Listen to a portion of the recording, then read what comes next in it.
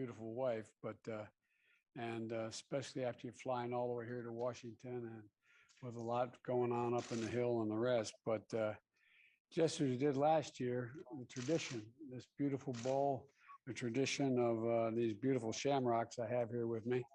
And we're meeting in a moment when demands on unity in the world are really accelerating. We have to be united, and we certainly are. And Putin's brutality and what he's doing and his troops are doing in Ukraine is just inhumane. And you know, as you know, your predecessor and you occasionally kid me, but always quoting Irish poets. But Yeats had a great line in Easter Sunday, 1990. He said, "All's changed, changed utterly. A terrible beauty has been born." He was talking about his Ireland and what was going to come, which turned out to be better than worse. But all has changed. I think that your leadership on the global stage has really been noticeable and impressive. You're now a member of the, temporarily for the, as you are a member of the Security Council, your leadership on the global stage within the EU as well, and your condemnation of Putin's aggression and support of the sanctions, and it's costing Ireland. It's costing Ireland, but as usual, you're basing it on principle and moral standing of the country. And but I also want to emphasize this administration's unequivocal support for the Good Friday Accords, for the Good Friday Agreement. I've made that clear, as you probably heard, to the Prime Minister and others. I think it's too much blood, sweat, and tears have been shed to get that done, and this is no time to change it. And we have a full agenda to discuss, I know, but deepening our cooperation, Ireland, the United States, bilaterally and through the European Union and taking on climate change, looking at economic opportunities we both have, and combating COVID combined is something that we're going to work closely together on. We have a lot to talk about, but I'm talking too much. Let me yield the floor to you, Taoiseach, and you have my best wishes for. I know you're looking good, feeling good, but I'm looking forward to you getting it cleared as quickly as you can. Well, thank you very much indeed, President. And last year, we met virtually across the Atlantic. This year, we're meeting virtually across the road. So we're getting closer. But I'm feeling good. And I think that reminds us of the importance of vaccines. Because vaccines prevent severe illness. And it reminds us that central message we give to people: get vaccinated if you're not vaccinated. But of course, it is unfortunate, but it's no more than that. And I share with you our horror at the barbaric attack on the civilians of Ukraine. And I want to take this opportunity to genuinely salute your leadership.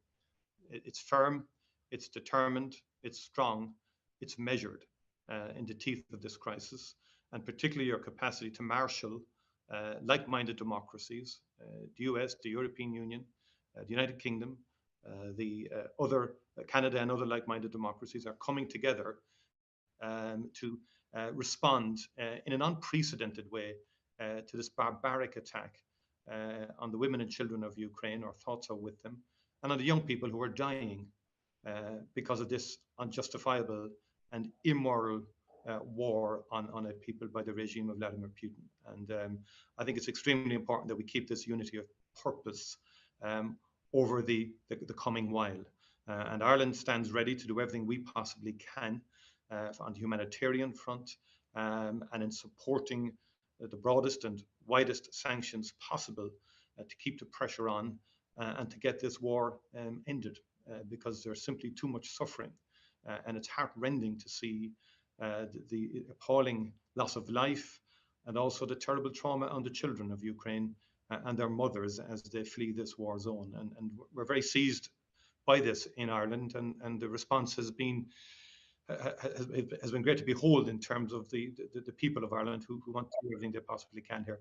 May I also just thank you again in respect of the Good Friday Agreement your steadfast support and that of Speaker Pelosi and our friends on the Hill in giving a very clear message in respect of how important the Good Friday Agreement is in respect of stability and peace on the island of Ireland. And over the last number of days, as I've been here, we've also witnessed once again that two-way, very robust economic relationship between the United States and Ireland. It's a two-way relationship.